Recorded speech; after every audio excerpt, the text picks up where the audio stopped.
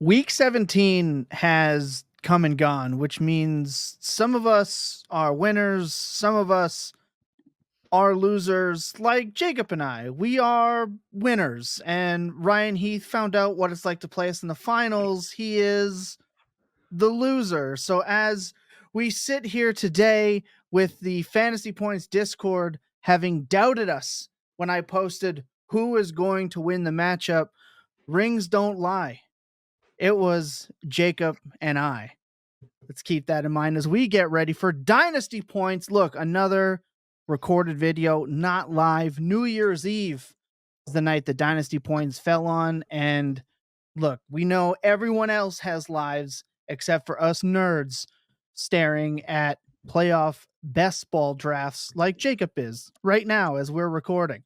Instead, we decided what better way to spend a Dynasty Points episode than an AMA. You guys have sent us in questions. We are going to answer them, some about football, some not. So let's jump right in from Discord. Ryan McGowan 7. And I couldn't think of a better one to start off with than this one. What's the group's opinion on Sam Darnold's future? If I'm a Darnold owner and a McCarthy owner, do I hold Darnold in the hopes that he gets a tag or another short contract in an offense that's perfect for him? Do I move him and risk that JJ comes back next year and takes over the starting job?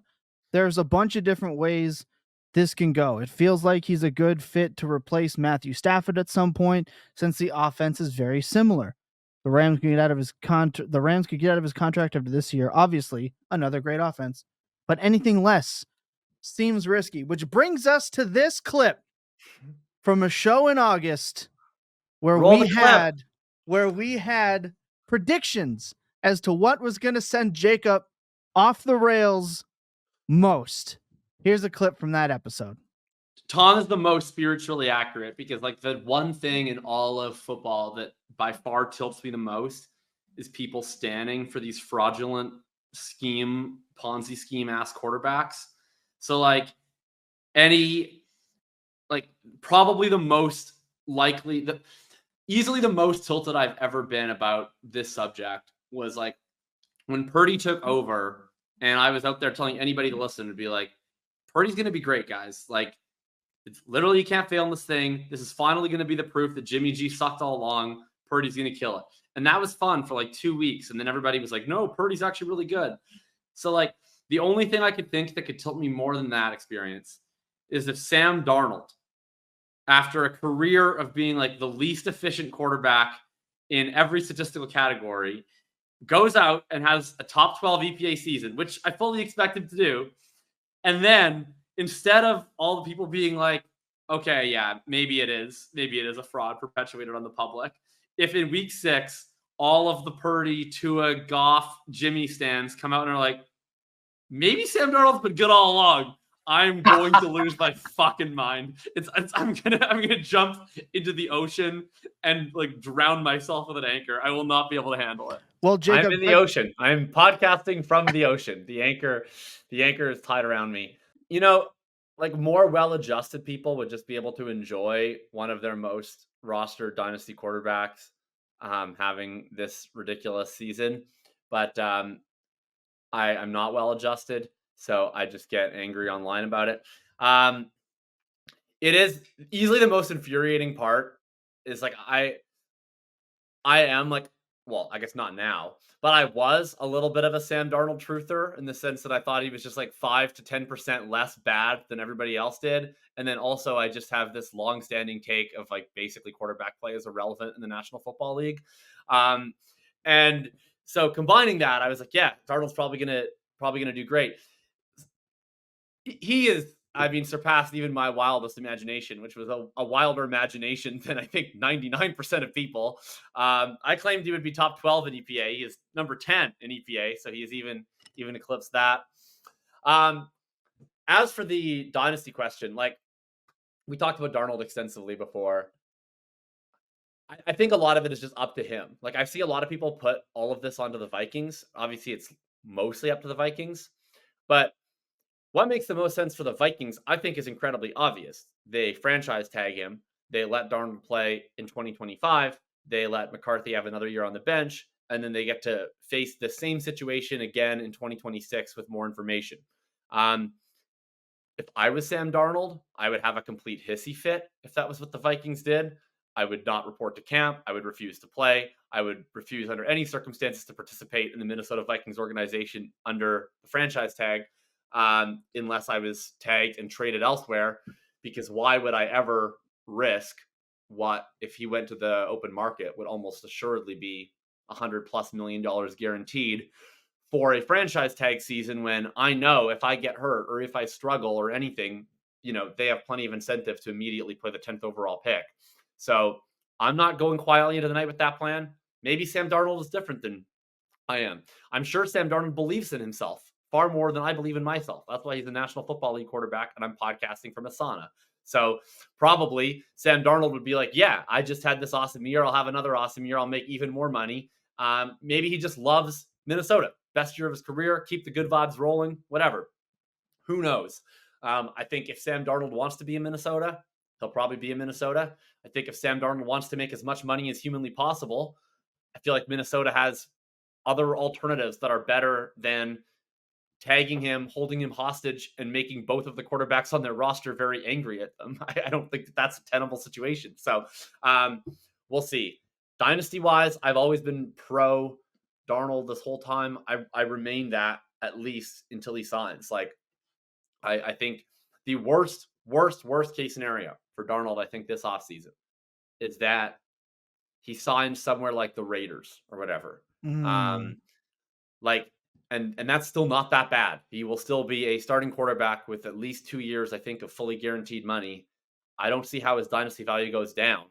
And there's always a chance that Minnesota does, that they are like, here is a 4-year contract, Sam Darnold, $200 million. You are our quarterback now. We'll deal with JJ McCarthy when we deal with JJ McCarthy. And in that case, like, I think the train just keeps on rolling. So yeah, I would not be trading Sam Darnold away for anything less than like over a first. Well over a first. I think right now, I think you're fine just holding him where he is. I mean, the 2025 projected franchise tags like $41.3 million, according to Over the Cap right now, as I go and check it out. If I'm Sam Darnold, I mean, if they franchise me, I don't think I'm too mad at 41 guaranteed $1 million. Like, it could be the difference between him signing like the 3-year for 120 or him getting a 4 to 5 for 230 if he goes in back to back insane. I think he's getting the Baker contract. I think he'd get the Baker deal. And so I think that if he goes, I think he would get like 4 years, $240 million this offseason. I don't think so. A Lawrence Love contract. No, I think you get the Baker deal, because that seems to be the like second chance reclamation project contract. Like Jones, Baker, like those are like the tweener extension contract. If he goes out there, if he signs that, this is what I think is the best case scenario for him, is he signs the franchise tag and he goes out there and puts up another 4,200 30 touchdown season. He goes, it wasn't a fluke, guys. Look what I did. Also, hashtag QB wins. We got 11 to 12 more. Now I think at 28 years old, he gets this 4-year, 230 insane guaranteed from whoever didn't draft a quarterback this last year. So, yeah, I think that's best case. And in Dynasty, I mean, I'm still buying as much JJ McCarthy as I can. I'll buy him as he gets cheaper the longer Sam Darnold is around. I'll buy him if Sam Darnold goes away. And I'm going to hold on to my Sam Darnold unless I can get out for a premium, use him to go and get, I don't know, a wide receiver or something like that. It's just really hard to walk away from Justin Jefferson and Jordan Addison.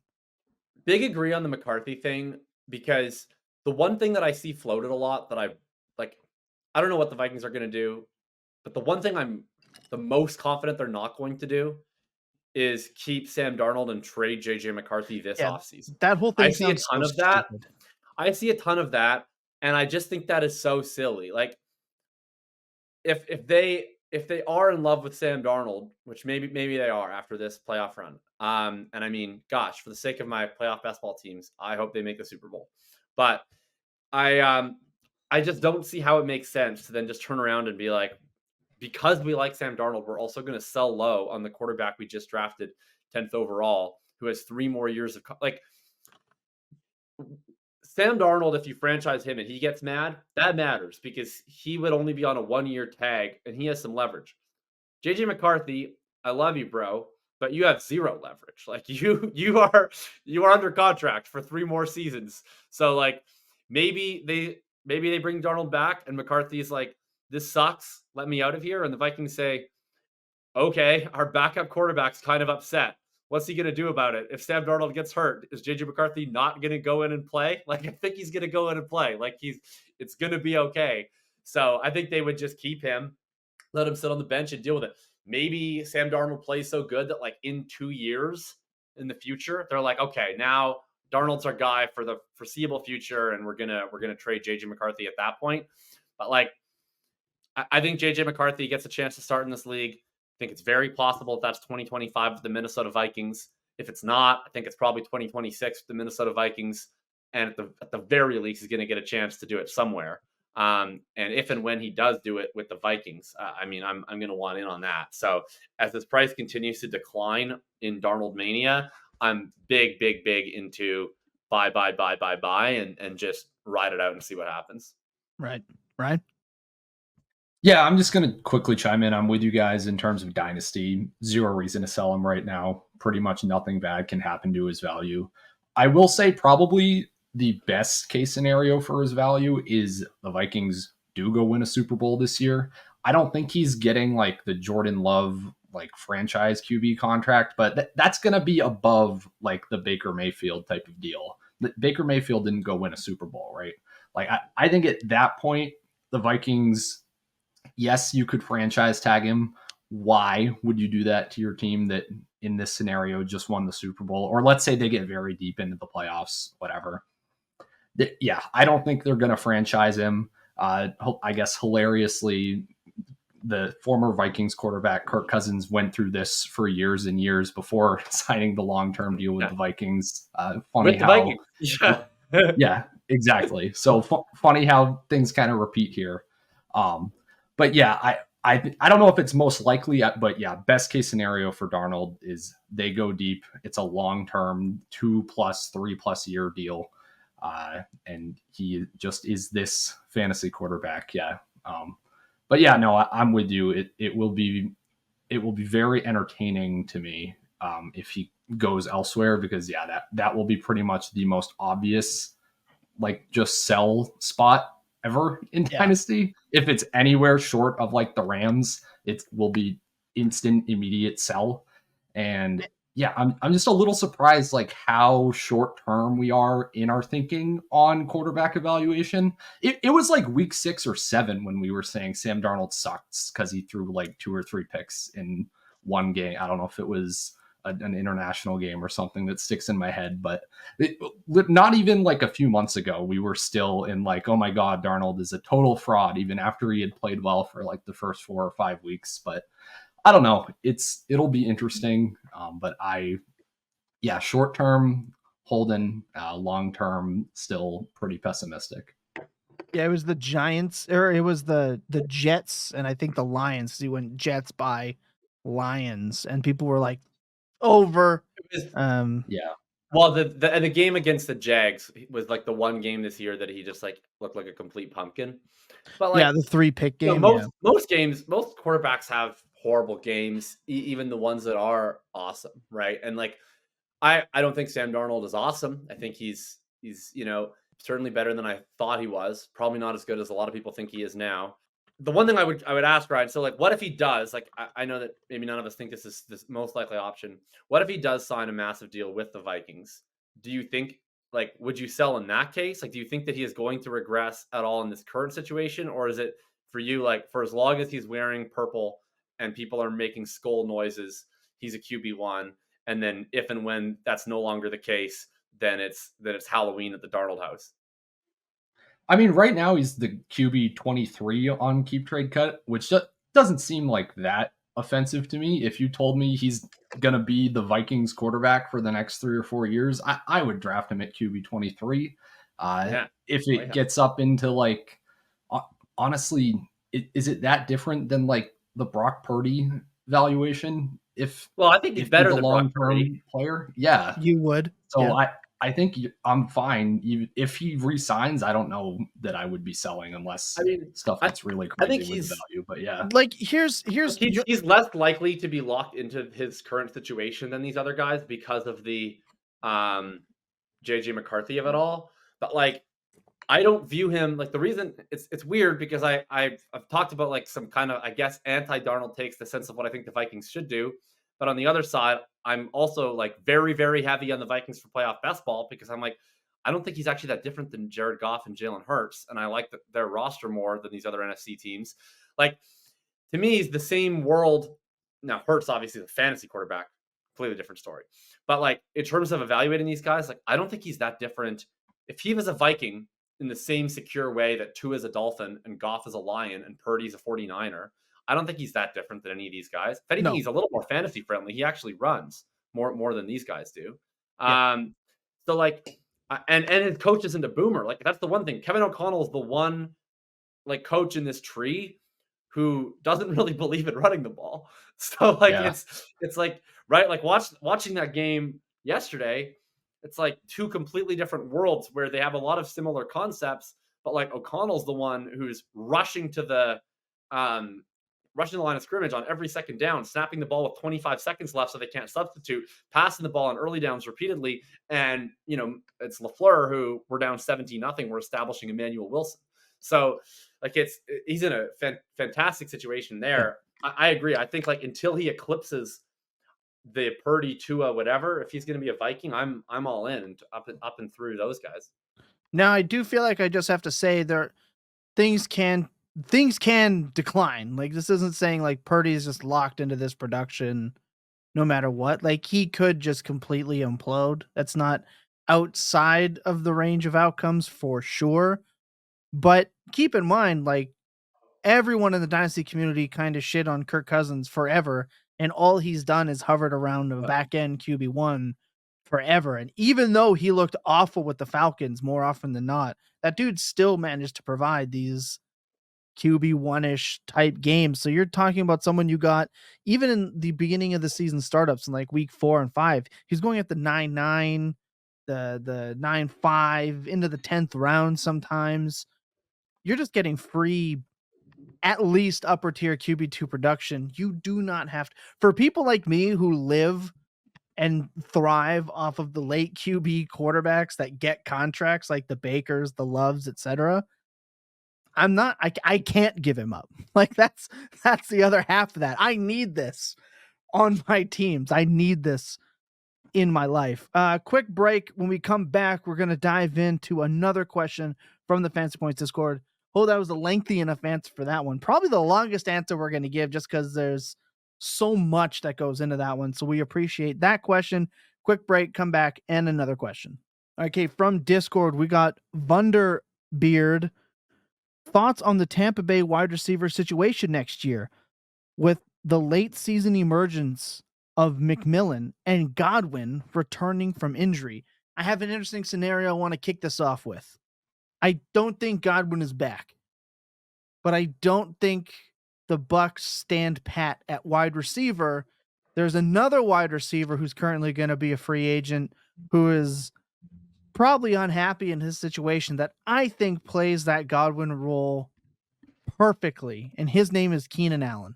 And I think that if the Bucs can give him a 2 to 3 year contract and they bring in a Keenan Allen to fill that role, I'm loving life personally. But that's also a long shot, money, etc. Higher chance that Godwin just signs this like 1 year, see if it works out kind of deal with them, and they use McMillan. But let's get the read of the room. What do we think with the Bucs wide receivers? Is McMillan a real thing? Because at the beginning of the year, Ryan, our Chargers did not like him. They said he was just terrible. His route running, his decision making, awful. And aside from him getting just absolutely cucked by a DB in the end zone, not that that affected my home league matchup at all, where that interception of a would have been touchdown in the end zone would have put me in the finals and mopped the floor with Jacob Sanderson in the home league. I don't take that personally or anything, but aside from that one play, McMillan has been on fire really in the back half of the year. Yeah, he's definitely improved. I do think something important to note is that he's not at all kind of in the Chris Godwin role as we were kind of speculating earlier in the year. He's still playing outside. He's not really the one getting all the design target stuff. That's actually been the running backs mostly since Godwin went out. It's been Bucky Irving and Rashad White who have seen kind of the spike in all of these screen targets. So that might be something to think about in terms of this backfield next year. It was the second most valuable backfield in fantasy football. I mean, both guys had more than usable weeks. Bucky Irving, obviously, fantasy superstar at the end of the season. But yeah, I would say if Godwin's back, I think McMillan just kind of continues playing on the outside. I don't think he's all that amazing for fantasy. It is probably a guy that can catch touchdowns occasionally, probably not commanding more targets than Mike Evans or a healthy Chris Godwin on the field. That's just very tough target competition. But yeah, I mean, he's improved. They don't like have to go out and re-sign Godwin now, I think, based on kind of what their offense has shown without him. Dynasty wise, you really want Godwin on the Buccaneers. So much of his fantasy production has been on those design targets. It's the Cooper Kupp role that Liam Cohn was talking about all the way back in May, that this was their plan for Godwin. It obviously came to fruition over the first 6 or 7 weeks of the season. Godwin was the wide receiver 2. I tweeted it out today, and I don't remember the exact number off the top of my head, but Godwin would have gone from the wide receiver 2 to the wide receiver 10 if you just remove screens from his production, which is pretty big, I would say. And I don't know that anywhere else he signs, even if you say, okay, he's not going to get all these design looks. Plus, I would say there's not many better situations just for a normal wide receiver than the Buccaneers. The expectation for his fantasy production has to be a lot lower anywhere else. So yeah, you're hoping he resigns. I think it's probably most likely he resigns. Originally his prognosis for the ankle injury was supposed to be a 10 to 12 week recovery, and he was saying like I'm going to try to come back for the playoffs. I don't know how real that ever was, but I don't know. Maybe we get like a positive update on Chris Godwin's health in the next few weeks, even if it's just like, oh, if we were still in, I could have played or something to that effect. But if that happens, I think that bumps his value. That increases his likelihood of re-signing. So just stuff to look out for, I guess. I'm not an injury expert. I know neither of you guys are either, but like how I know it's like somewhat similar. Is it in the same family as like the Tony Pollard, Mark Andrews, Tank Dell, like significant ankle injuries? I think it's worse. Because I'm like so spooked by that family of injuries, having now seen not just Tank Dell be bad this year and Tony Pollard be bad last year, but then to see how good Tony Pollard and Darnell Mooney also were this year was like, oh man, like that's like almost the most. That's almost the most jarring aspect of it. Is it's kind of clear as day now that like the Mooney and Pollard down years in 2023 were so clearly injury related after just seeing them become their old selves again the very next year. That would be the biggest fear for me. Even Andrews, at the beginning of the year, the dude was dead. Yeah. And now he's just back to being him, even though it looked like, he got hit by a bus at about the 20-yard line on that insanely long run. He stopped in his own tracks. But I think you're right on that. I'm out. Like for the Chris Godwin side, I'm super out. To answer the question on what to do with the wide receiver core, I think a veteran comes in, which is why I said Keenan Allen. I don't think they're chancing it with Chris Godwin in the window that they have.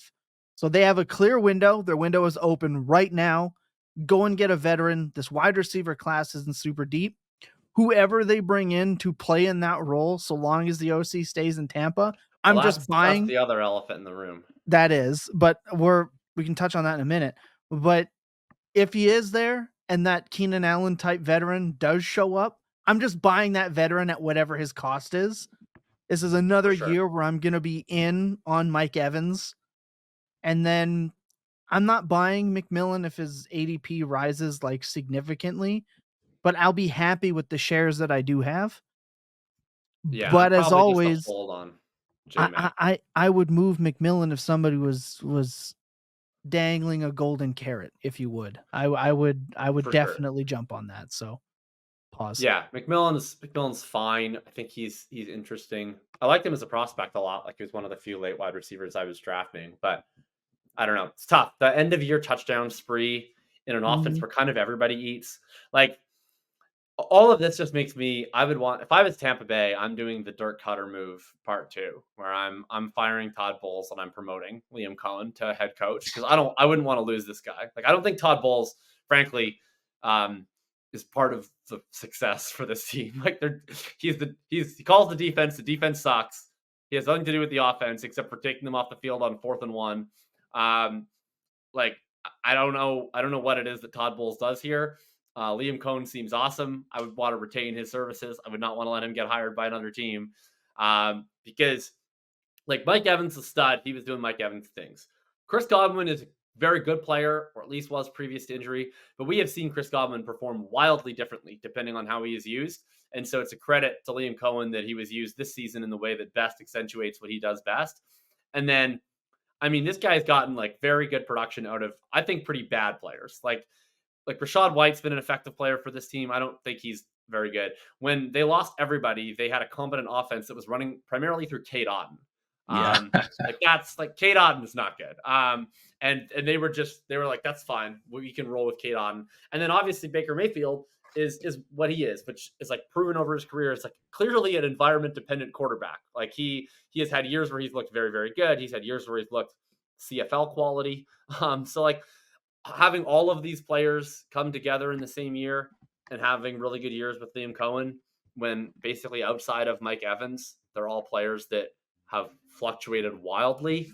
I would be nervous about a lot of the Bucks, maybe even my favorite little guy, Bucky Irving, in a post Liam Cohen Bucks offense. Just I think he's adding a lot here. I just wanted to jump in earlier from the question on the injury. So Godwin's, it was reported as, and everything I see is that it was an ankle dislocation, which would track with what I saw on my TV screen, which made me a little bit squeamish. It was no longer properly located. Yeah, it was pointing the incorrect direction. But Mark Andrews, Tank Dell, Pollard, all of them were fibulas, fractured or broken fibulas. That's why I said it different worries me mechanism. more. Is it worse? I have no idea. I'm not a doctor, but it's not the same thing. I don't. Not just the dislocation, but I'm pretty sure there's like severe ligament damage. I believe Edwin Porras was mentioning that. I remember that when it happened. That thing was backwards. I was obviously Ravens fan. Yeah. I watched that very game, and it was the other way. I'm out. Like there's just no. I don't want him as a throw-in in trades. Talked about that on the Dynasty Market Report. I want to add him in as a throw-in to someone who thinks he's hopeful. I'm out. I think it's very likely he's like 31 by the time he's back. I'm out. But to wrap up, like what we're doing with this Bucks receiving core, I think that's it. I just think it's another year of Mike Evans. You're hoping the OC stays in town. You're hoping Baker stays on this insane path as a top 12 fantasy quarterback. And you're hoping, that McMillan can catch. You're right. I didn't realize how much of his production is like touchdowns at the back end of the year here. Yeah, I'll just take, if somebody wants to come knocking on my door, I think I'm just selling outright. But moving on to the next one, again from the Discord. We're doing all the Discord ones first because shout out to you guys subscribing all that all year. You guys get first up. We've got Buckeye Derek. What do you do with Breece Hall and Pacheco moving into next year? I think this is a fair question. Pacheco's role is just kind of toast right now, and we don't know how much of that is due to the injury that he had and then working him back in. But Kareem Hunt just seems to continue to be good. I think maybe the injury has just nuked the Pacheco RB1 route because once again, the Chiefs are realizing, oh yeah, we don't need one guy. We can just pick up some free agent quite literally just off the street. And now he's our RB1 and we win games. So I don't want a Pacheco on my roster. I think he's going to go in the dead zone area as people expect to bounce back because he's under contract for a year, etc. I'm out. I'll be selling if I can sell him at I think his ADP is going to shake out in, which is the 6th round. I'll be out at that price. I'm done. Especially with a draft class full of stud potential running backs. I'm out. I want no Pacheco. I feel like everyone in this room is going to agree with me on that one. So I'm more interested on the Breece Hall, unless somebody here has something different on Pacheco.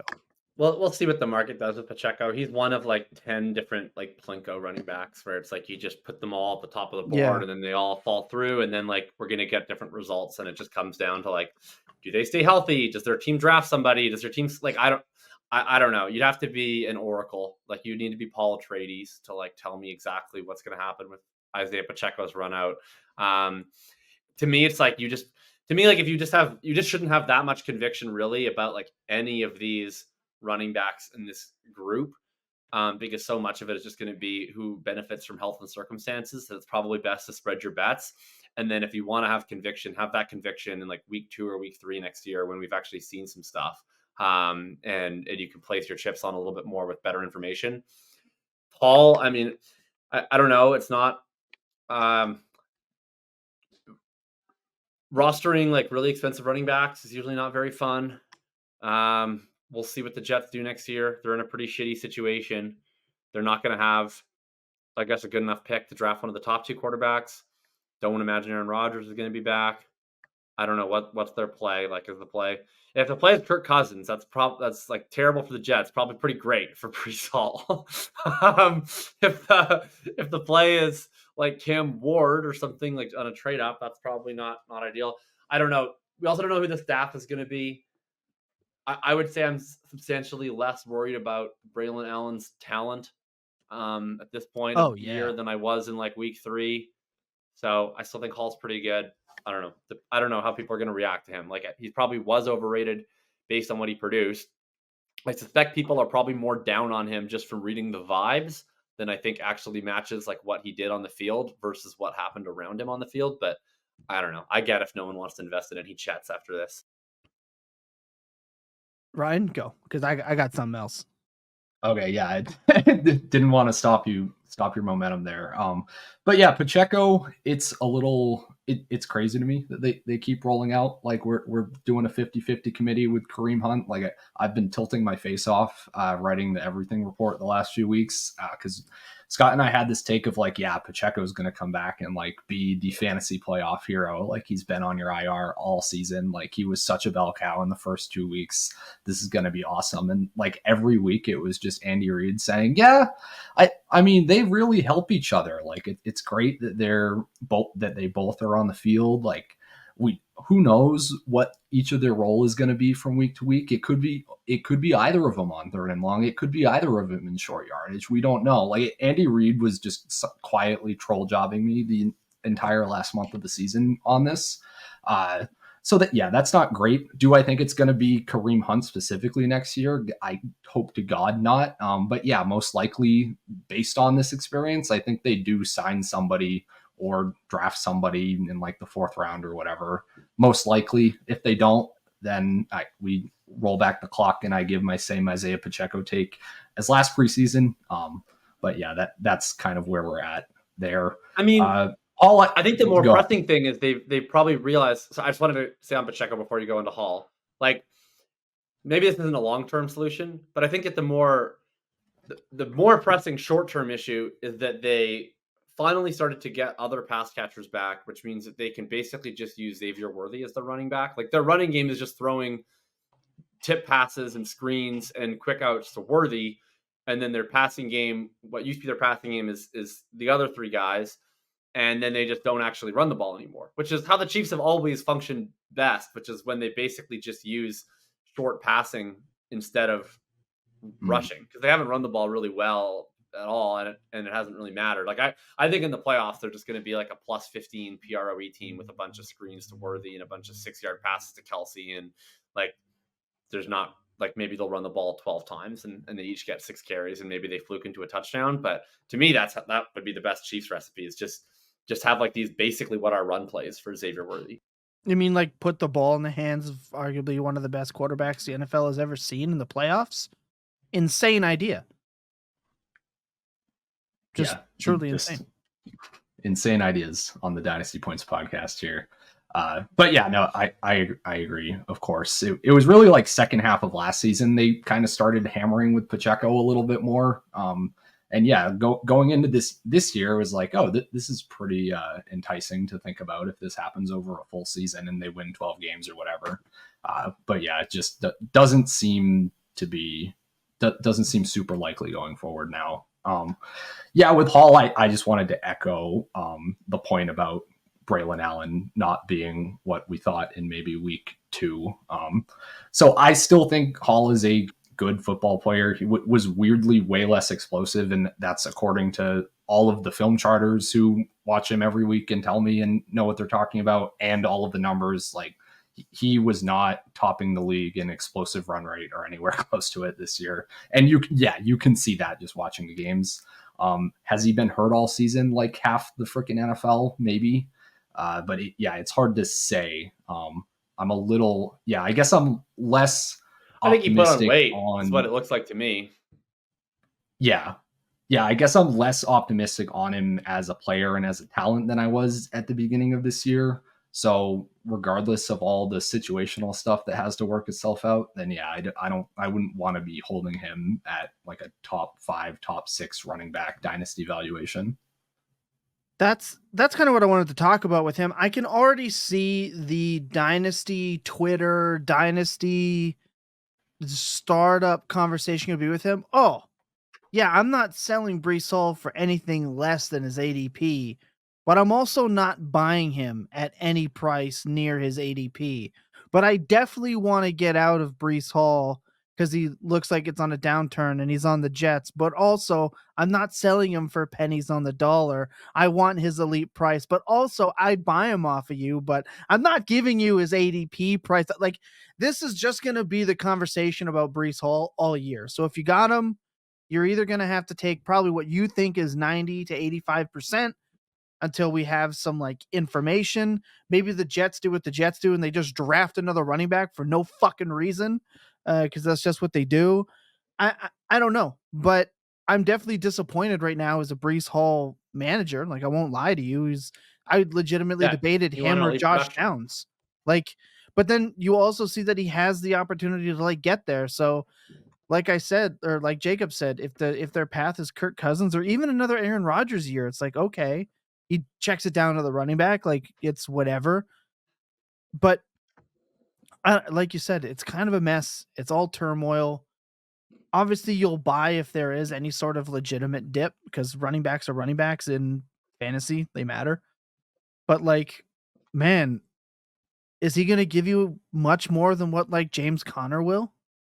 Or like Alvin Kamara will at like completely different prices? I don't know. I don't know. I mean, 9 of the top 10 running backs this year in points per game were on, I forget if it was top. It can't have been top 10 offenses. It must have been top half offenses when I saw the stat this morning. And, especially when you look weighted to the end of the year, right? Like,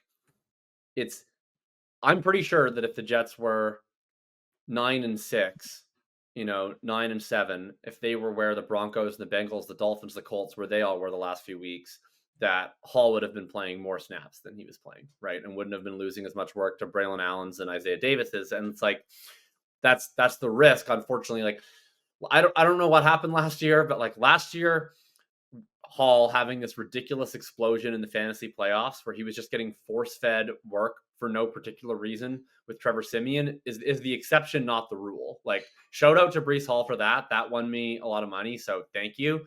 But like, that's very rare for a team to just be like, we're going to give 40 touches to a running back on a team that's like 4-12 in the fantasy championship. More often than not, it seems that those running backs are getting load managed. They're getting shut down on IR. They're getting whatever, or the team just, like we saw with the Jets. I mean, Breece Hall got plenty of work yesterday in the first half. They couldn't sustain any drives. They were down 40-0, and they put in the backups the fourth quarter. So like, some of it's on Hall, some of it's just the Jets, and it's like, I totally get if you don't want a cornerstone, and we can't predict. Maybe the Jets will be good next year, but if they don't project to be good next year, it's hard to put a cornerstone of your team in that spot. What, Tom? You're cracking up. the Jets were down. And did you hear Aaron Rodgers said it was a Yes, I self-mention? did hear Aaron Rodgers. Well, maybe Yeah, we I'm maybe sure. we I'm sure gotta people get will make just as big of a deal about that as they did with Anthony Richardson. I'm sure that'll lead Pat McAfee. Pat McAfee, of course, who's very anti-tapping out. I'm sure that his co-host ayahuasca buddy tapping out of a game fully, not just for one play. I'm sure Pat McAfee will boycott the Aaron Rodgers appearances on principle now. After his tap out, I'm sure that locker room can't possibly say, you just don't understand. You just don't understand an NFL locker room unless you're Pat McAfee. I would never allow that type of attitude on my program. Get the fuck out, Pat McAfee, you fucking dork. I thought it was funny where he's like, yeah, it's 33-0. I guess we should get Tyrod in there, get him some reps, which hilarious. And then immediate touchdown to Garrett Wilson. And then as I'm texting Jake, Rodgers is seething on the bench. They show the photo and he's just like. And then as Jacob and I are texting back and forth because I'm tilted that Conklin is getting receptions. I'm like, watch, he's gonna end this game with like 20. And a couple seconds later, I just sent a long text to Jacob that goes, lol, touchdown. He got like 21 tight end premium points like on the last two drives. Like it escalated so quickly for the Conk Daddy. They got two touchdowns as soon as Aaron Rodgers came off the field. Tyrod he was must have so like 18 miserable. fantasy points. He immediately lit it up, and specifically he lit it up with everyone that wasn't Devontae Adams, which was the funniest part. It was like Tyrod comes in, he's like, I'm throwing a touchdown to Wilson, I'm throwing a touchdown to the conch shell, like we're rolling. Especially like the most cuckery that Aaron Rodgers had this last game was he threw the pick and he late hit the dude out of bounds, like clearly late hit him, laid it on him, knew no one was gonna mess with him. The camera and he's smiling and smirking. Brother, you're down like 4 scores already, right? You just laid a dirty cheap shot and you're smirking and like smiling. Get cucked. Like absolutely unreal behavior from a grown man. And then also shout out our Ty God Taylor, who probably should have been starting since like week 10, and Garrett Wilson would have been the prince that was promised apparently. My Lord. Quick break. When we come back, we're getting to some Twitter questions that were sent to us. Sit tight. Can't wait. Fuck Aaron Rodgers. I think it's just like important to add that in there. I just want to say fuck Aaron Rodgers. I didn't say anything in that last. I'll get it. Make sure I've been messaging that string of words to a lot of people over the last 48 hours. So just make sure get my opinion out there on the podcast too. Garrett Wilson ended up cashing me in a finals because I needed that garbage time touchdown. I ended up winning that finals game by like 4 points when it was all said and done after the Falcons' insane game. That touchdown was crucial to me finally winning the Foot Clan Invitational. After I'm in Tom, the first league other than our home league that Tom and I joined together. I've made the finals every year of its iteration and lost in the finals every year of its iteration. And this was my 5th consecutive year in the finals. And finally, I was able to come through against Tom thanks to Tyrod. Look, 30 from Goff, 30 from Kittle, and I've got myself another championship. That's true. It's not over yet. You're not out of it totally. If I would have played Darnold and his 31 points, you would actually be sweating tonight. Like, let's not forget. I'd be toast if you'd played Darnold. I'm forever grateful that you didn't. But I hope that Tom does not win, because if Tom doesn't win, that means I got Dontavian Wicks a ring in the starting lineup this week. So that's right. You did play him. Something Ryan couldn't do against us. We've got I should have played Tyrod instead of Aaron Rodgers against you. He's scored like 10 more fantasy points. I should have played Amir Abdullah instead of Dontavian Wicks, and I wouldn't be sweating tonight. For sure. So we got Bruce G, or at B Gross Nickel, the phenomenal name. He says, hey guys, I know at Fantasy Guru, that's John Hansen, loves to say he'd rather be out a year too early rather than a year too late. With John, it's more like 2 years too early. That man is a bigger ageist than Ryan, which I didn't think was possible. With that in mind, when should you move guys like Barkley for a pick overhaul or younger talent? I'm going to kick this off. I'm not saying a fucking negative thing about Barkley ever again. I did it all off season. I look like an asshole. For as long as he's in this Jalen Hurts led offense, great. Keep him and win. I think I'm done with this like get out on super good running backs early. Like I'm just gonna have Kamara forever and just try to win for as long as I have like Henry, Kamara, Barkley, Connor. Like I'm just sticking with them because they're difference makers in the situations that they're in. So I don't know. Like I was a year too early on Barkley last year, and now I look like an asshole. So I'm just not doing that again. I think now if you want to sell him for a haul, I think Keep Trade Cut has him as a dynasty RB3 right now. Like this might be maybe your last chance to get out at that price before like, I don't know, maybe rookies show up or show out, but I don't know, man. I think it's okay to just have like 21 points locked on your roster. I don't know. I don't have a super good answer other than like I was an asshole already once. I'm not doing it again. I can never answer these questions because it's these specific types of players are the ones that have the largest spread in value between your different leagues. So like figure out what Barkley is worth to you. I think I have him at like I'll probably have him either at the 1 base first or maybe the 1.25. Going into the offseason, I guarantee you that you probably, if you play in some certain home leagues with some of your buddies that maybe mostly play redraft, you will get above that price. I would probably take it in most of those leagues. You can also definitely join a dynasty startup with a bunch of nerds on Twitter and get him in like the 5th round because they're drafting, Jordan Addison a full round ahead of him. So like, I assure you that your appetite for Barkley can contain multitudes. I generally every year I would say, yeah, in redraft. So I draft a lot of old running backs, not very often. That works out some years better than other years. In Dynasty, I'm usually pretty even with the field on most of these guys because I have a lot of them in leagues when I play with certain folks, mostly from Twitter, and I have not very much of them when I play in some leagues with other people. So I think it's less about buy or sell and more just about setting a price and understanding your league dynamic. I think there's clear, and this is one thing we're going to do this things that we learned, what we got wrong, etc. episode coming up here when we come back from the new year. Might take like a week or two break. We haven't kind of figured out what our break is going to be yet this year. We usually take a couple of weeks to just decompress, think about this last year, and then come back just ready to go with prospects and draft info or whatever. I think there's obvious be out early type players. Travis Etienne. There's a reason that I was just hell or high water telling everyone to avoid this dude because of the mirage that was.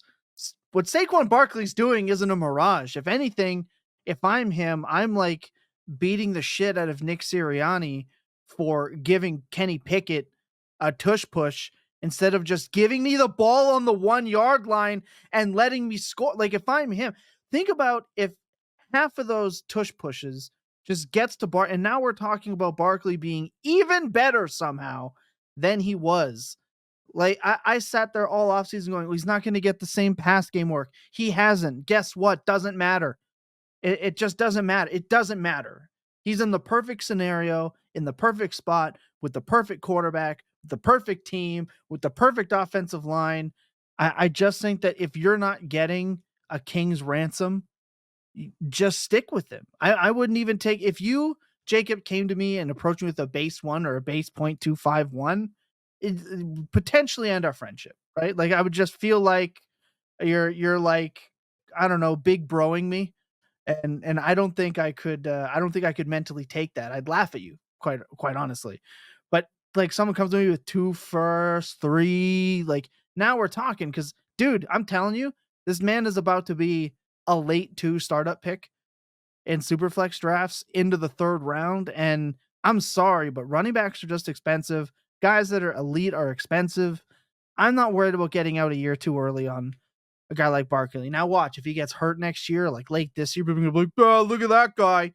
But no, I did this last year. I think there's obvious cases. This isn't one of them. I'm just not ready to. I don't think this is the short answer. This isn't the year to be out a year early on Barkley.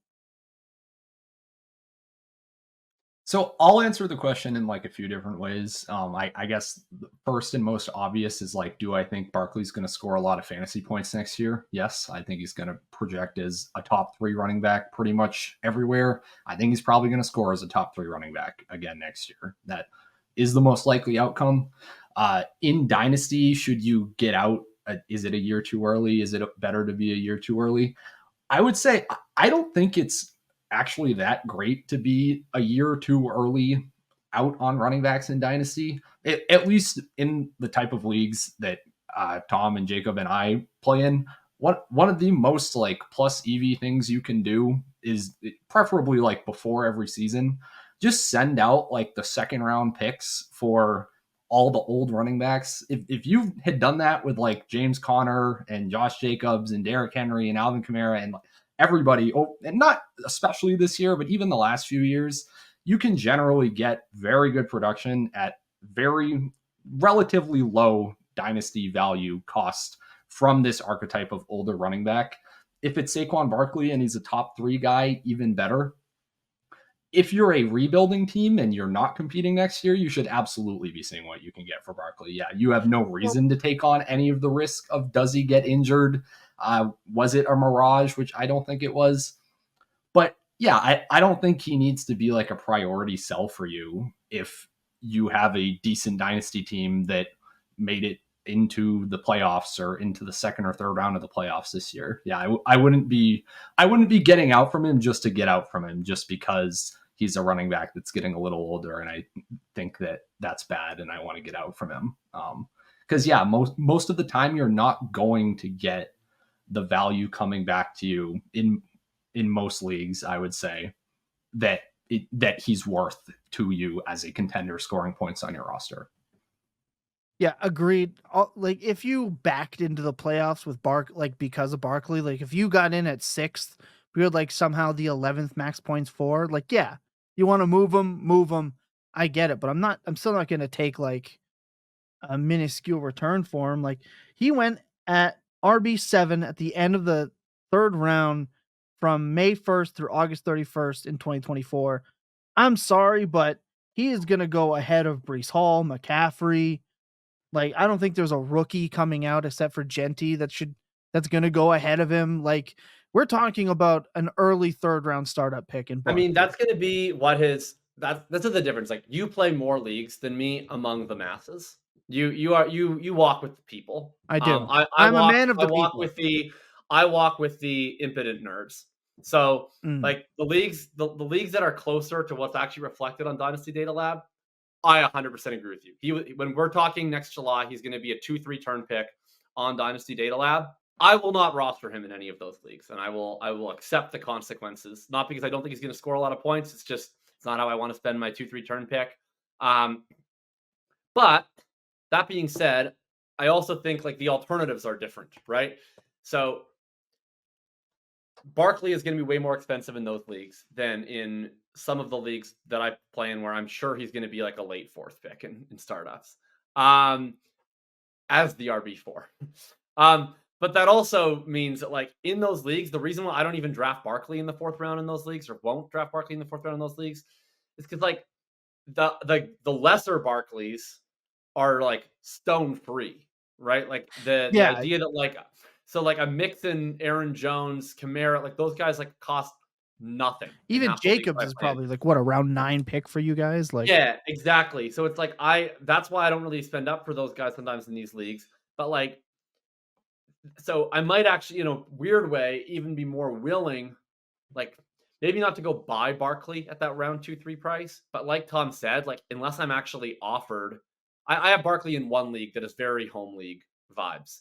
And unless I'm offered the moon and the stars, he's not going because I can't backfill him for anything that's pleasant, right? Like it's not like I can just go and send my 209 for Alvin Kamara in that league. Like you're gonna have to pay with a 1st round pick for any top starting running back there. So I get how the inflation moves everybody up.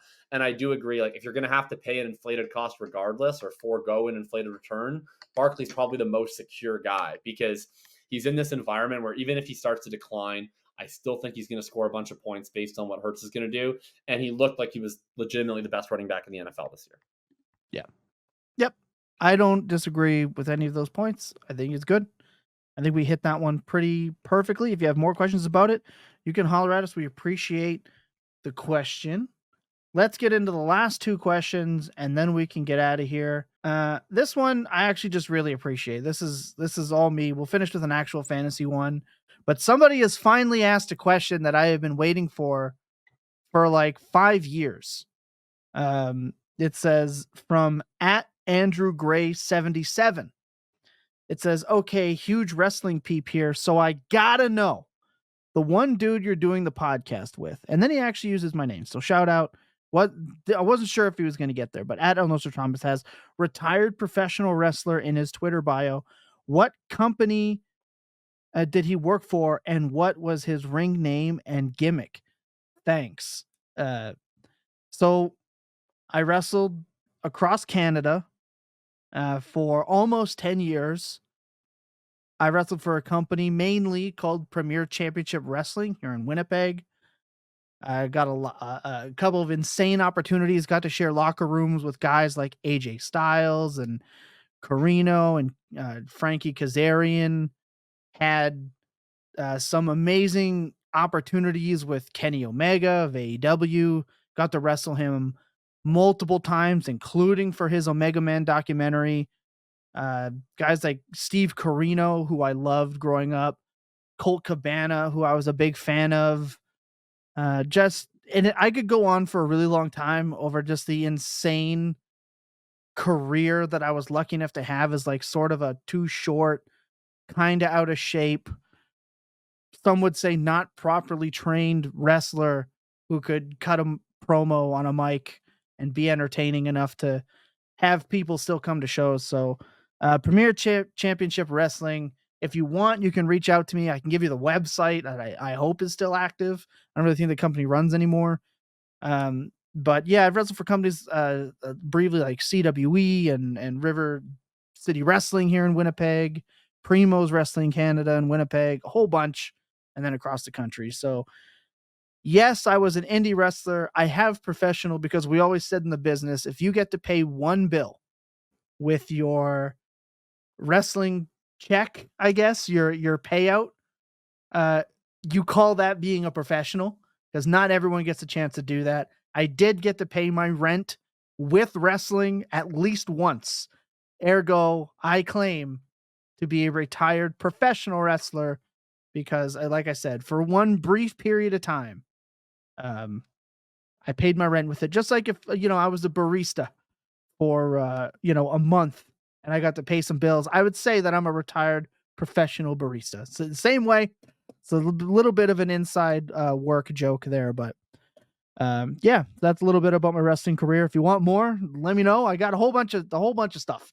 There's a couple podcasts where I talk a little bit more in depth about it as well. So I actually really appreciate that question. I get told you should talk about it more because it's kind of insane. Yeah, I get why some people would think that about that. Last question. This is my favorite type of fantasy question. This is like my specialty. This is what I do. Every year I look at this situation and I think, how can I take advantage of this? Ferris had asked, that's at AGENT LOL. I know that's a gaming thing, Ferris. No idea how to say that. So shout out to you for being dope. He says, does the quarterback dead zone exist in Dynasty? And what are we doing about these round 4 through 6 guys, Goffs, Bakers, Tuas, etc.? A question that has driven Jacob crazy for a long time. Now we get to talk about it. Is there a quarterback dead zone? I'm going to go last here because I think I'm going to have the most to say about it. Every year I think it's going to be different. I'm trying to think of what the startup picture is going to look like in 2025. I'm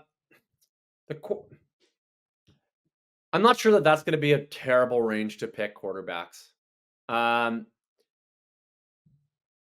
My guess is, if I had to guess where I think I will be targeting quarterbacks in my startups this year, I think I will probably, if I get like a top 3 pick, I suspect I will pick one of Allen, Jackson, or Daniels. I I suspect I will probably not be very heavy on most of like the round 2 and 3 quarterbacks.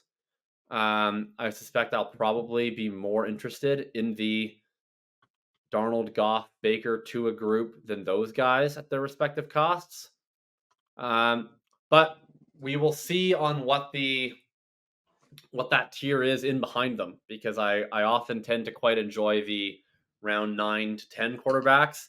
It's just very hard to know who those guys are going to be on December 30th, since a lot of those guys are inherently precarious.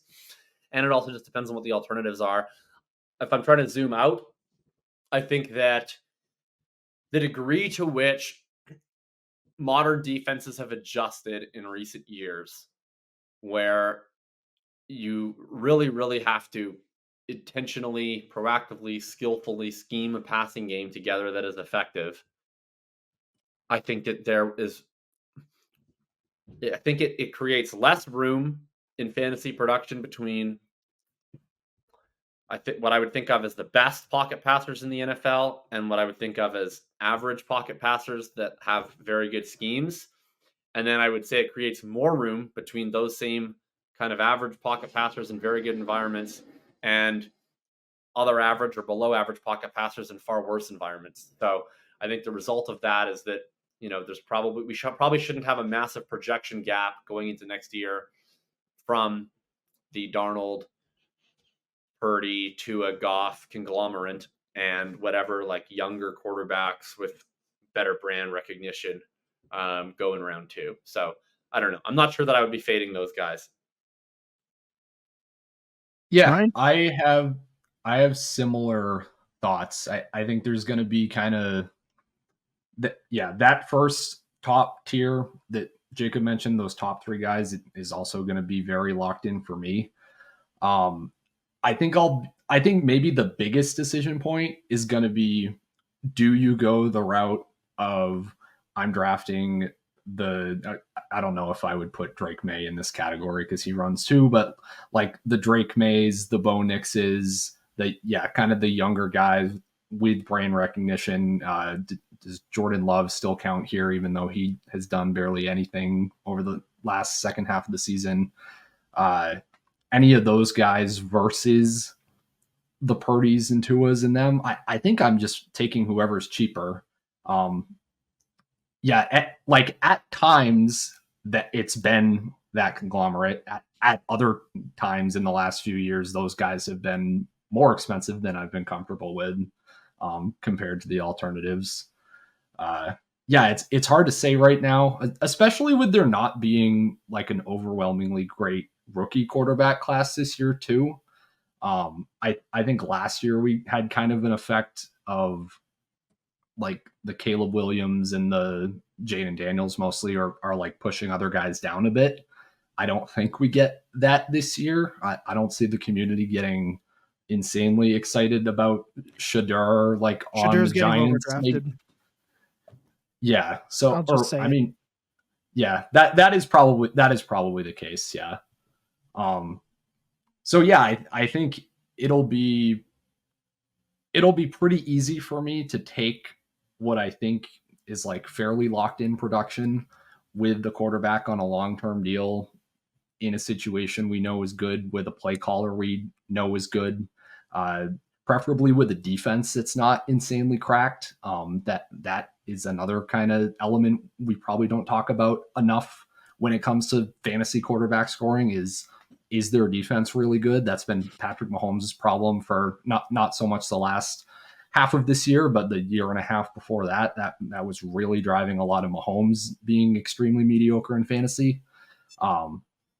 So yeah, it's tough. Again, yeah, I guess it's tough to say when I get to the end of this question to give a straight yes or no answer, but those are the things I'll be thinking about when it comes time for startups.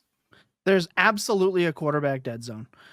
Just the quarterback dead zone doesn't exist the same way the running back dead zone has been known to exist, where we know with the RB dead zone, it was rounds 5 through 7, Jacob, as far as I can remember. Like, I know JJ Zacharyson was very RB dead zone round 5 through 7, from what I remember.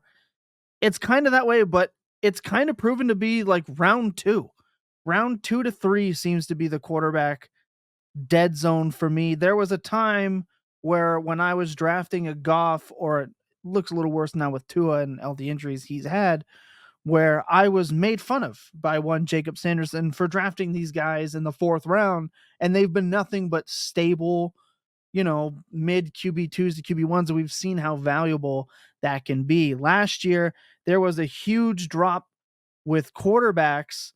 Like if you look at the 3rd round, and again, I always reference May 1st through August 31st, so post NFL draft down to the beginning of August, which is to me where like the real kind of season gets going. So you look at what the quarterbacks were like in round 3, you've got like Daniels, who absolute smash is going to be a 1st round pick. Some people are going to take a 101. I know, because I've seen it. I've seen it happen. So he's going to get up there. I think you're going to see guys like Bo Nix get up there. He's going to be a 4th round startup pick, I believe, maybe even a 5th round. I could see him, higher. yeah, he could end up finding his way into the 3rd, really, where guys like Caleb are going to fall. AR is going to plummet. CJ Stroud is going to be a mid-2nd round startup pick, likely. He won't see the 1st round given this year. No, do I think he should.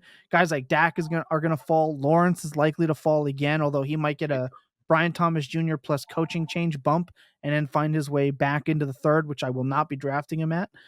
But you're going to get a lot of guys like Lawrence, Purdy, Dak, Goff, Tua, potentially guys like Darnold, pending contract that we talked about at the beginning, all going around the 4 or 5. And that's the quarterback dead zone. And guess what? In Superflex, that's okay. You do not have to, Baker as well. Let's not forget about Baker Mayfield. You do not have to ignore these guys simply because you want to just draft a receiver. I think this is where my strategy for my late round quarterback whoring is going to really centralize. Like, I think if there's a quarterback I want to take in the 2nd round, it's going to be Justin Herbert. I got him in the 4th round with Dynasty Buck. We got him at the early 4th, which is just a complete misuse of dynasty management in the Fantasy Points Listener League startup we got. Shout out to him. Just because he runs a little bit more than some of these other guys, high touchdown efficiency is obviously the path for him. We've seen that. That's definitely been seen this year with how up and down it can be. Heaven forbid if they do draft like a, running back in round 1, I'd be terrified with this coaching staff. But either way, but like, you don't have to draft Kyler or Love in that 2nd round because, like Ryan had mentioned, the value that you get in that 4, 5, and 6, we should be targeting. We should be targeting that production. It's not like the RB dead zone where we avoid it. You almost want to lean into the quarterback dead zone. And guess what? There's still going to be late round quarterbacks that you can go and attack this year. There's always guys. There's always guys you can get. Stafford, if he doesn't retire, is going to be another guy that I'm targeting. Rodgers, Fields once again. Guess what? Old friend Derek Carr, his $41 million contract heading in the next year. Get on my roster, buddy. Like, there's always going to be these guys. Russell Wilson is another one that I kind of want to be on. And by the way, Sam Darnold was QB 37 in that time frame. Well, that's the thing, right? Cash money. There's always a guy. So yes, as much as I am the late round quarterback guy, always taking the gamble on guys like Geno Smith, etc., I'm also the guy that's taking the risk on Will Levis in the 9th and Matt Stafford in the 9th. Bo Nix in the 8th is hilarious money when we get to look back at it. But I think there is a quarterback dead zone. I actually think we should lean more into it than not, where in years past you would be made fun of for, oh my, you took Goff in the 4th round, or you took Tua in the 5th instead of a receiver. I think we should lean a little bit more into it than we have in years past. I want to just jump. also- Sorry, you go first, Right. Jacob. No, you go. You go. I want to jump back in on the comparison to the running back dead zone, because the running back dead zone, I guess, like classically 4 or 5 years ago, whenever JJ Zacharyson was first doing the research on it, it's not like this magical span of rounds where every running back is going to be bad or be a bad pick because that's where the bad running backs go. It's a consequence of market forces, right? For running backs in that case, it was the market generally overvalues last year's production. There's perceived scarcity with the running back position. More so than there is now, I would say, in fantasy football. So it resulted in these running backs with questionable talent profiles, running backs that don't catch many passes, who were on questionable teams, getting pushed up into whatever round that was that year. It has always been a moving target, just as the market has kind of adjusted to this and become smarter. Analogously with the quarterbacks, though, I think there is a market inefficiency when it comes to quarterbacks, for fantasy at least. It used to be that rushing was undervalued. I think we've done a decent job as a fantasy community coming to understand the value of a mobile quarterback, right? But I think now there is still like a brand inefficiency, I guess, with when it comes to quarterbacks, where kind of all we talk about constantly in the offseason especially is X quarterback is a fraud. Like Brock Purdy's production is completely fraudulent. We've been having that conversation for 3 years. Tua, constantly throughout the offseason, his production completely fraudulent. He's in this system. He's in the system. We'll probably do the same thing with Sam Darnold this year. That has like pushed down some of these guys in fantasy, where it's weird because we should be like, no, that's great for fantasy. Like we want the fraud, the scam quarterbacks in fantasy football. That's the whole point. They're scamming fantasy production. They're scamming stats. Give me all of those. But there's this bias kind of where the CJ Strouds, the Jordan Loves get pushed up because they're perceived as better real life quarterbacks, as real life quarterbacks that are going to have more longevity, where number one, longevity for a quarterback in Dynasty is very overrated. Anyone that's under contract is probably going to last as long as your league is going to, most likely, or at least within a reasonable time horizon for you to be making decisions. They're going to last through it probably, outside of the extremes of like the Matt Staffords and what have you. Yeah, the inefficiencies are age and real life superstar status. If a quarterback has both of those things working for him, he's probably being drafted too high in Dynasty, and that is the quarterback dead zone. It's been like the second or third round the last 2 or so seasons, I would say.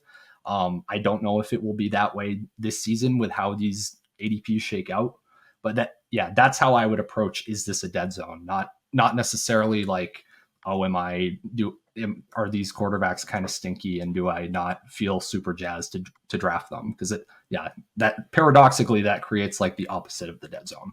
I think that these Baker Goff guys are fine. I think you can go even lower though. Like I think like part of the fun of the part of the appeal of the scam is like not just that you get to ride out 4th round picks kind of in perpetuity, which is fine. But like the big win is like drafting Goff first good year he had with the Lions, right? Like drafting Darnold this year, having Purdy from when he first took over. Like drafting Goff and Purdy and these guys in years since has been certainly not bad. It's like, I think kind of neutral where they've gone, which is fine. It's like, my issue is like when you draft these guys in the 4th round, I think it's a pretty safe call. Like every year you're going to be able to point to guys that go in the 4th round that plummet, and these guys probably won't plummet. I do think you're missing out on the chance to draft a position player that ends up going in the 1st round of startups the next year. Like these guys had not dissimilar ADPs to guys like Brock Bowers, to guys like Brian Thomas, to guys like Ladd McConkey who went later, which is why I tend to struggle to get there when, like, you can just take shots on the Sam Darnolds of the world for like literally free. And I don't know who those guys are going to be next year, but that's where I'm a little less into these guys. And if anything, I like to go even a little bit later for my QB2 and QB3. But the one thing I would apply to all of these guys is like, when you get out of startup mode and you get into just the actual grind of the year playing Dynasty, ideally you really do want 3-4 quarterbacks to get through the season, because you're not only going to have bye weeks, but like you're probably going to have to deal with injuries at a certain point. And from a roster construction perspective, if you put tons and tons, I mean, it's almost similar to the real life constraints we're talking about, where we're saying like, oh, should the Vikings pay $50 million to Sam Darnold, or do you take the savings with JJ McCarthy? Like, your draft picks, your startup picks, your base versus value, that's your salary cap, right? Yeah. Obviously, you want to build as valuable as a team as you can, but especially year one, your team is probably not going to be that much more valuable than other teams in your league. And when you do spend the first and the second round pick on quarterbacks, you do put yourself in a bit of a bind where if you're trying to compete year one, you store a ton of value in these quarterbacks. You probably can't be spending more value on a legitimate third quarterback. Otherwise, you're making life really difficult on yourself to compete. And you're going to have a bit of a roster that feels thin, So like, I'm in a 14-team league. I got exceedingly lucky, but you don't usually win that many fantasy championships without luck. I was in a 14-team league startup this year where people went nuts on the quarterback value, like absolutely nuts on the quarterback value. And I wound up I wound up with my quarterbacks going into the year being, what was it? It was Gardner Minshew, Geno Smith, and JJ McCarthy. And then when JJ McCarthy got hurt, I traded a second for Sam Darnold immediately. And like, I ended up winning that league because I ended up getting lucky that Sam Darnold was this big of a hit. Geno was fine. Minshew didn't do anything. But it's like, I ended up having just this pretty absurd team built because everybody was going crazy on the quarterbacks. Yeah. And that's a lot of it where it's like, think about it. I think the big thing I would ask you in a startup is think about if you were no longer in a startup and you were in this league is 2 years down the road, would you trade the position player that you are foregoing for that quarterback? Yes or no? If the answer is like not in a million years, then just because it's a startup shouldn't drastically change the way that you evaluate these players. Because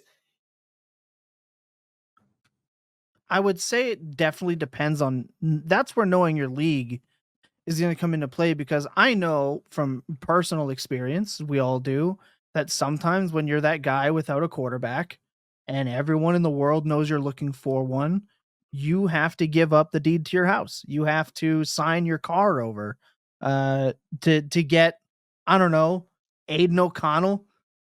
Like, you can just be toast. And sometimes those teams that have 10 wide receivers look really good until week 8 of the season. And then you can definitely end up fucked.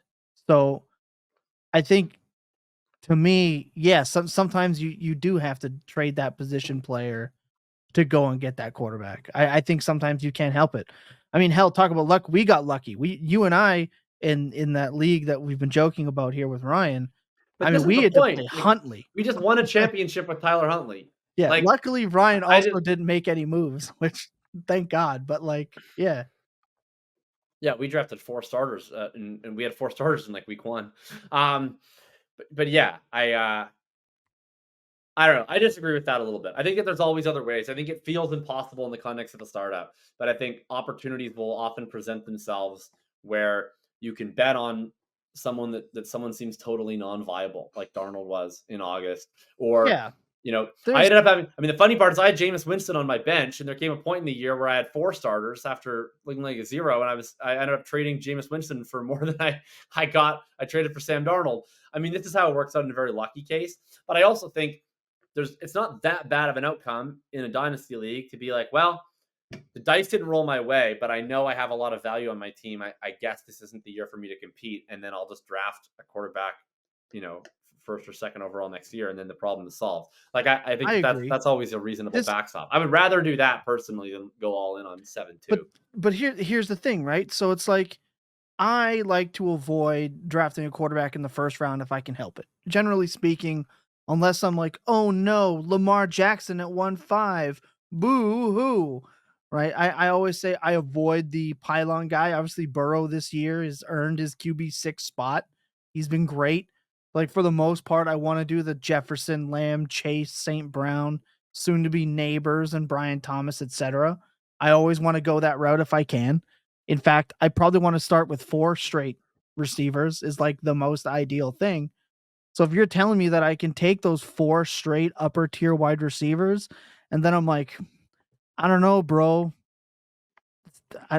Fucking Baker's there in that 5th. Like that's an instant no-brainer click to me.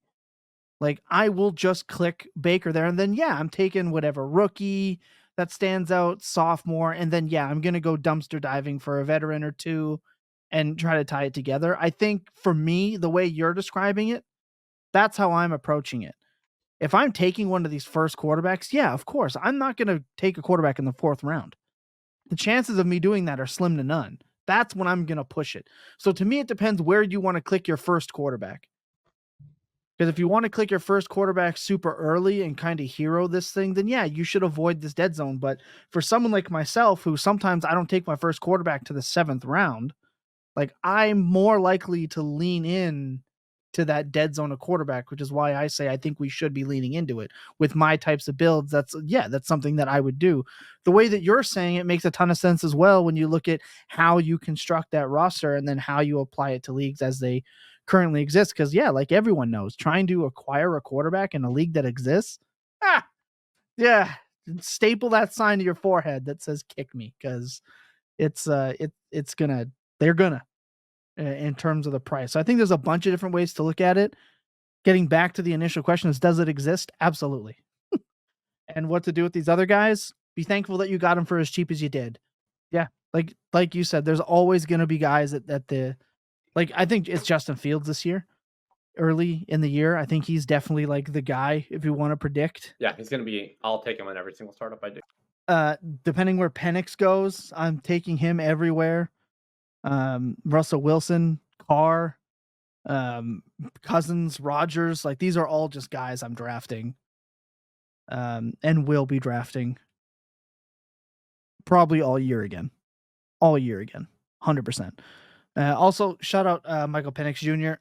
I mean, look, when the internet gives you an opportunity, and this is just a little bonus one before we get out of here, 9 times out of 10, if you are like on the Dynasty Twitter spectrum, if you're just on there, when a player becomes a meme, 9 times out of 10 go buy them when they're at their meme price.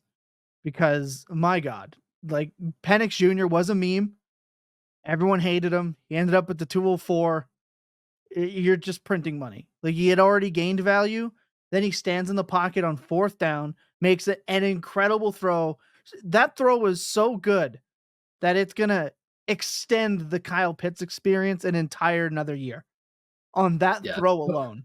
He'll learn not to throw to Kyle Pitts eventually, but other than that. What an absolute dot after making some poor throws for sure. It's his 2nd start and he's lefty, which just looks weird still to me. Also, I can never think a lefty quarterback is good. It's weird, like, right? I watch them and it doesn't look correct. They miss it. Like every bad throw that he had went to the right, and then as soon as they lined up Drake London on the left, he's just like dot. I need to watch his tape in mirror mode so that I can like watch him objectively. Because every time I watch him throw, even when it's like his best throw, I'm like, that looks bad. Like that throwing motion. He has a he's left-handed.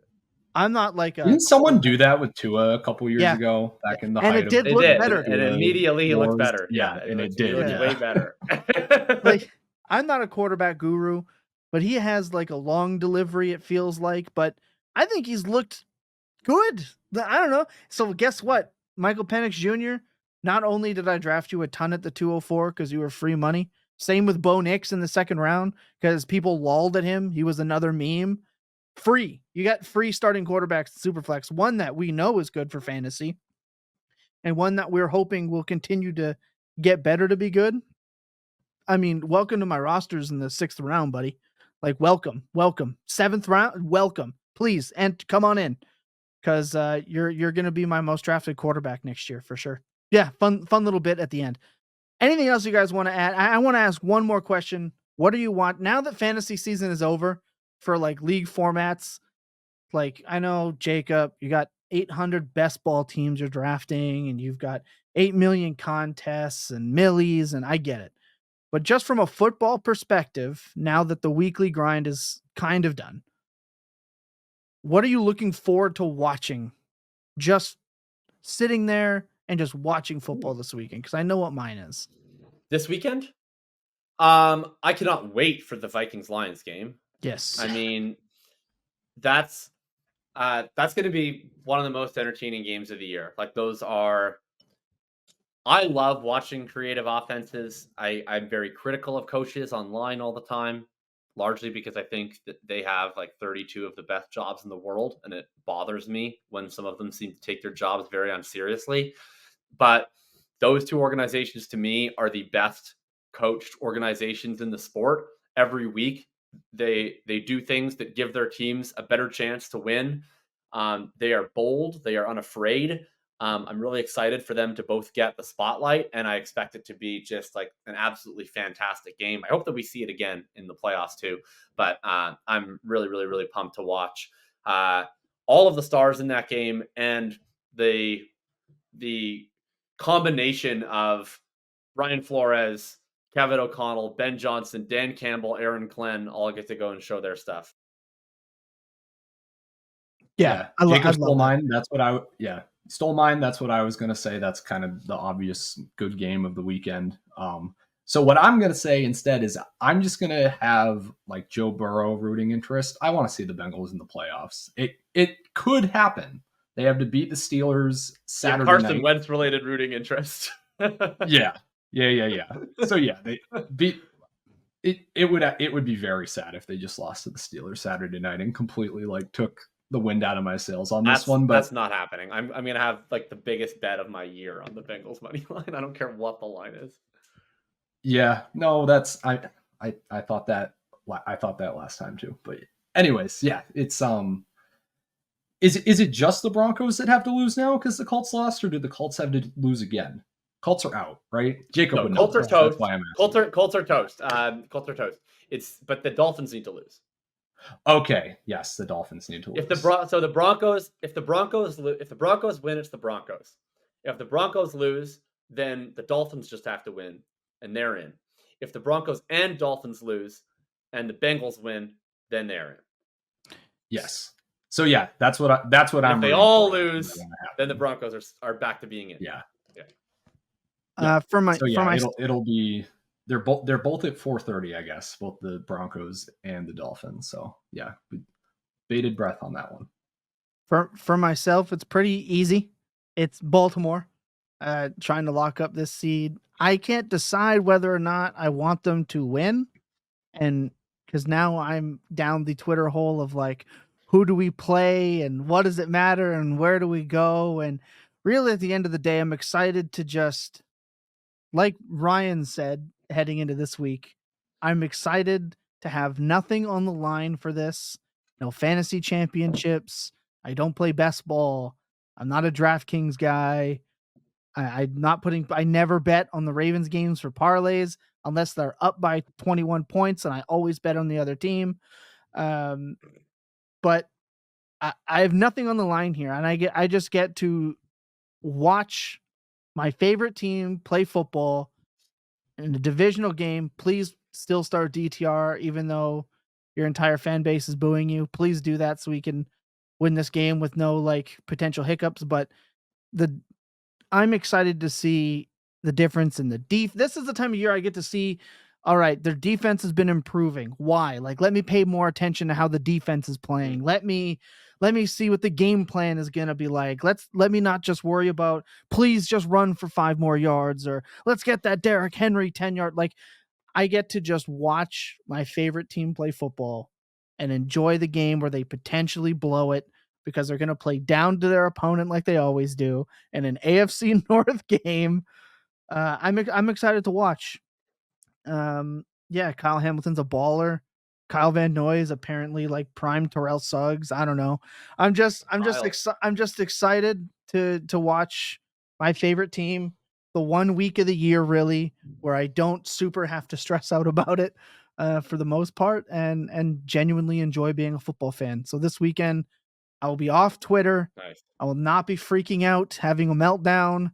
I'm just going to watch the game and enjoy the spectacle that is the season Lamar Jackson is having, which is one we've never really seen before. So I'm excited for that. Can I ask us all? I know we did in preseason. Now with all the season in the rear view, what's everybody's renewed Super Bowl predictions? Oh yeah, we can do that. Ooh, I'll even do you one I better. don't even MVP. remember what I said in the preseason. Yeah. I remember what I said. I won't be picking either of those teams. Who I was picked it? the Packers and the Texans, which I guess is technically alive, but I'm not going to be picking that now.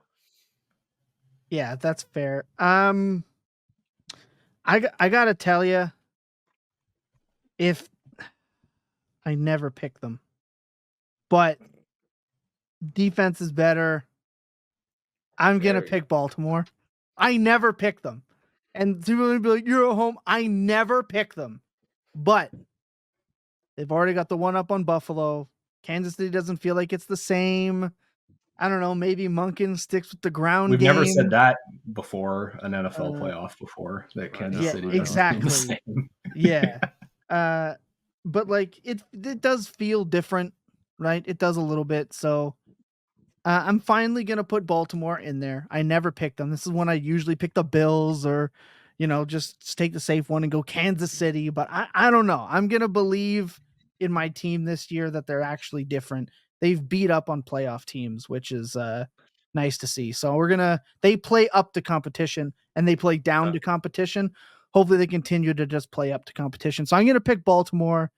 And on the other side, I would have taken the Lions if they weren't starting. They have more players on IR than they have wins just on the defensive side of the ball. How's that for a fucking piece of? I heard that on the Rich Eisen show and I almost fell over. I'm picking Minnesota.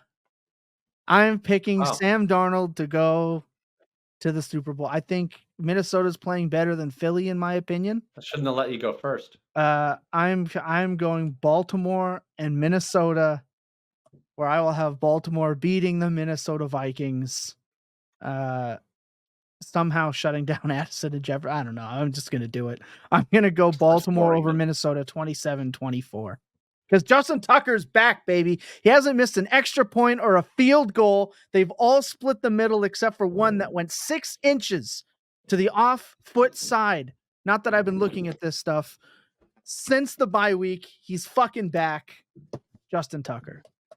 That's my Super Bowl prediction. Who's next? I'll be quick. I'm sticking with the Chiefs. I'm never picking against the Chiefs until proven otherwise. Sorry.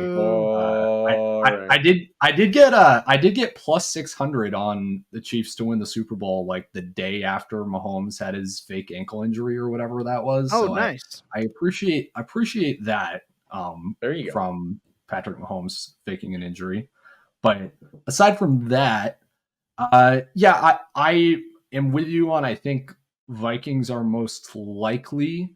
Do I think, and I mean, I guess we're going to find this out this weekend. Do I think the Lions can get into a shootout with the Vikings and come out on the other side? Yes. Weirdly, I think that's in play. So I'll pick something fun for the NFC and I'll say the Lions instead of the Vikings. But yeah, so Chiefs, Lions, Chiefs win, and we all hate ourselves. I mean, I don't. That's the funny thing is like honestly, I love greatness. I don't hate the Chiefs. Like a lot of people hate the Chiefs. I'm not a part of the Chiefs hater nation. Like I think Patrick Mahomes is awesome, and I consider it a privilege to watch him every time that I can. It's so weird because the NFC as a whole is the far better conference this year. Like the 7th, 8th, 6th best teams in the NFC. If you put like Washington and Green Bay and the Rams up against like the Texans and Steelers, and Broncos, right? Like I'm picking those NFC teams every time. But then I look at the top 3 teams in the AFC and I'm picking them very comfortably over any of the NFC teams. And the NFC, it's like it's so easy to point at how any of these teams don't make it, right? Like the Lions' entire defense is injured. The Eagles, I don't really trust Jalen Hurts. And I don't know how much of I trust like the Fangio defense entirely held up by 2 rookie corners to be as elite as they've been. The Vikings, I think, are kind of the type of team I usually would trust more in the regular season because I think they're so reliant on coaching and scheme and maximizing all of the edges that I think some of that goes away in the playoffs and other teams have more opportunities to diagnose what you're doing. And I mean, we just saw what the Packers did yesterday. So like, I don't know who I picked. I'm going to go with the Vikings in the NFC. And Tom, I mean, I'm just going to pick the exact same teams as Tom, but I was going to do this before he said it. Lamar Jackson's my favorite player in the NFL. I'm completely biased. I have picked the Ravens to win several games that they don't win. So probably don't take my advice on this. But I don't know, man. I think that they are uniquely constructed to beat Buffalo's defense. I think that Buffalo struggles in the middle of the field. They have watched their safeties and linebackers leave them over the previous 2 years. They've had to deal with cap issues. That's where Baltimore just attacks you relentlessly with their running game, with their tight ends. I think that they can beat Buffalo on the road. And then it's just Baltimore, Kansas City, and should have had him last year, Zay. All right. Yeah, and it's like, I don't know, does it make any line? fucking sense to pick against the Chiefs in Arrowhead and AFC Championship? No. Do I really want it to happen? Yes. Like not because I'm a Chiefs hater, just I want Lamar Jackson to do the darn thing. And I think this is easily the best he's ever played. Adding Henry is a completely different dimension. I have no idea how you stop this offense. I'm just going to pick them to win in a shootout in any game. They stop themselves more often than anything else, which is true. Also, just want to note that we're all dogging Philly. If Philly is in the Super Bowl, it like wouldn't surprise. Yeah, it's just our picks. Totally. Philly fans, don't tell me to kill myself again. All right, I apologize. I was just gonna say I was surprised. I just pulled up the odds because I was curious. The Eagles are at plus 750, Vikings at plus 850. So I do feel like the Vikings are kind of the trendy pick right now around the industry. But they're only 6th in Super Bowl odds right now, which is surprising to me. Yeah. Lions at plus 400. I mean, if you trust, I'm really surprised that it's that to me is the inefficiency, is the difference between the Vikings and the Lions. Yeah, it's like, I don't know. I guess that reflects how confident the market is that the Lions are going to win next week. Because I'm pretty sure if the Vikings win that game, they would be favored over the Lions as the 1 seed compared to the Lions being the 5 seed. So I guess people think the Lions are going to win that game next week, which maybe. It's also just like Lions craze, right? Like it's just like I just look at these teams and I'm like, these offenses are kind of the same. Like you have a quarterback that is good but has limitations. You have an elite array of playmakers, an elite offensive line. Like, I don't know. I think that they're kind of the same offense. And it's like the Vikings defense is miles better than the Lions defense. The Lions defense was good early in the season, but those dudes are on injured reserve. The dudes that are playing are not very good. So I don't know. We'll see. We'll see this weekend. But yeah, I'm rolling with the all purple Super Bowl right now. Yeah. And I'll also add that like I don't want to see Burrow in the playoffs. Like I Get Why? the bank, keep the bank, because they're gonna shit kick everybody. Like it does. This team, you're not stopping them. It doesn't matter. No, Tom, it doesn't matter. This is so weird to me. I don't understand this. Okay, if you are the one team that should be sweating the Bengals getting in, are Bills fans. That I understand. If I'm a Bills fan, I want to see Bo Nix. I don't want to see Joe Burrow. If I am a Ravens fan or I am a Chiefs fan, like especially the Ravens, especially. If the Bengals get it as the 7 and the Ravens they can only be the 3 or the 5, like that's great. What's the worst that can happen? The Bengals knock off the Bills for you, and then they knock off the Chiefs for you, and then you get to play the AFC Championship at home against a defense that Lamar Jackson has like 1 million touchdowns against this year. That's sure. Like, wouldn't you rather host the Bengals in the AFC Championship and then avoid? If the Bengals get in and they get to the AFC Championship, which I don't think will happen, I think that they will lose to the Bills. But if they do, that would mean the Ravens road is home to the Chargers, home to the winner of Steelers-Texans. Or no, I guess in this scenario, the Steelers have to lose. So it would be home to the Steelers, home to the winner of Chargers-Texans, and home to the Bengals. The alternative road is home to the Chargers at Bills, at Chiefs. Which one I- of those roads is easier? I get it. The only this is why. First off, it's the AFC North. Okay, and the Ravens have won 2 miraculous games versus the Bengals that they shouldn't have Tom won. would rather play at the Chiefs than host the Steelers because his like And brain also, is I also- melted by Look, division games. look. This is the tormented life of a Ravens fan. They're AFC North games, which means they're a coin flip. That's just always how they're going to be, right? Ravens Not a can't coin stop. flip at Chiefs. Look, That's not a coin flip. listen. Just Significantly worse than a coin let me flip. finish. Just let me finish, okay? Okay. So I fear Burrow and Chase because Chase versus Baltimore is 250-3. That's set in Correct. stone. There's nothing you can do about it. They have to score 45 points, which means they have to be perfect. All right. I want Lamar to play the Chiefs because if Lamar gets to the Super Bowl and even wins it and doesn't play the Chiefs, I already know the fucking stuff that's going to be on Twitter and it's going to set me off. So I want him to do it against Kansas City. I want him to do it. They almost did it at the beginning of the year. If Likely was just wearing white cleats, that's probably a touchdown. They win that game. Zay Flowers doesn't stick the ball out for no reason at the goal line into 4 defenders and he fumbles on the 1. Different story. Like, a lot of things change, right? I want him to do it against Kansas City. Pride. Fair. He's earned it, whatever. Everyone should be worried about the way the Bengals are playing football right now with Chase, Burrow, and T. It does scare me. Absolutely. And beating a team 3 times in your same team. look at This is the Bengals team that statistically. barely beat the Broncos. Like, Look, statistically, Burrow rocks. That team is ass. Statistically speaking, beating a team 3 times from your own division in one season is like minimal in terms of percentage. So I don't know. That is, if you want to deep dive into the darkness of a Ravens fan's That's mental, for your therapist. that is for me That's and now that's you for guys therapy. and my therapist. So And and would rather go at Chiefs than play home to Browns. Like he's To like, be- it's just to be fair, I'll also say MVP that if the Bengals get in, it should be Joey B. Like I know everyone says like it's Allen, the media's PR team, it's like all about Allen, and the other side is like violently Lamar. I've never Obviously, I'm anything... pro. Even though obviously I'm pro Lamar Jackson, and this he's like besting every year he's ever had that he's won MVP. So I think MV3 obviously. Burrow single-handedly dragging this team on his back into the playoffs. He should at least. He's number 3. It's not a running back.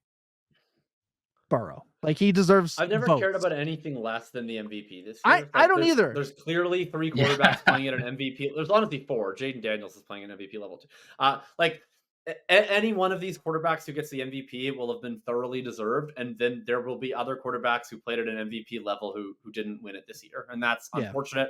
I simply propose all the MVP voters should withhold their vote. Baltimore and Buffalo are almost certainly going to play in the playoffs. Just award the MVP to the winner. Sure. Even though Lamar Jackson beat him already, but that's besides the point. Not only beat him, but beat the shit out of him too. But hey, nonetheless, the arguments for MVP stuff is like, he's got Derrick. All right, so what about Manning having Marvin Harrison Jr. or like Kurt Warner having Isaac Bruce, Marshall Faulk, and Corey Holt? Just a Peyton Merchant. Peyton Merchant, bro. What's that? Marvin the Pay. Yeah, that's why Marvin Harrison Jr. was overdrafted because Marvin Harrison Sr. wasn't even that good. Marvin Harrison Sr. was just a Peyton Merchant, and we overestimated how good his genealogy was. So then we overdrafted his son, and now he's not playing with Peyton Manning, so he's not actually that good. Yeah, if Marvin Harrison Sr. was playing with Rex Grossman, then Malik Neighbors would have been on the Cardinals, and Brian Thomas would have been on the Giants, and Marvin Harrison Jr. would be, I don't know, like Jalen Polk probably. Right. So it's obvious what needs to happen then. So the Cardinals tank in 2025, and then if Arch doesn't come out, they tank again in 2026. Correct. And we put the year prophecy 4 back breakout together. Marvin Harrison Jr. with Arch Manning. There we go. Solved it. Then it'll all work out. It'll all work out. I wonder then if we there's a can Reggie finally Wayne Jr. anywhere. I'm gonna look up Reggie Wayne's kids. And then we can finally start taking Marvin Harrison Jr. over Ladd McConkey after the year 4 breakout from Marvin Correct. Harrison Jr. and revisit that same conversation 4 years down the road. There's nothing I love more than this program. It makes me incredibly happy every time we get to do it. I'll say that that's going to do it. That's the program. So thanks for all your questions. Thanks for sticking with us all year.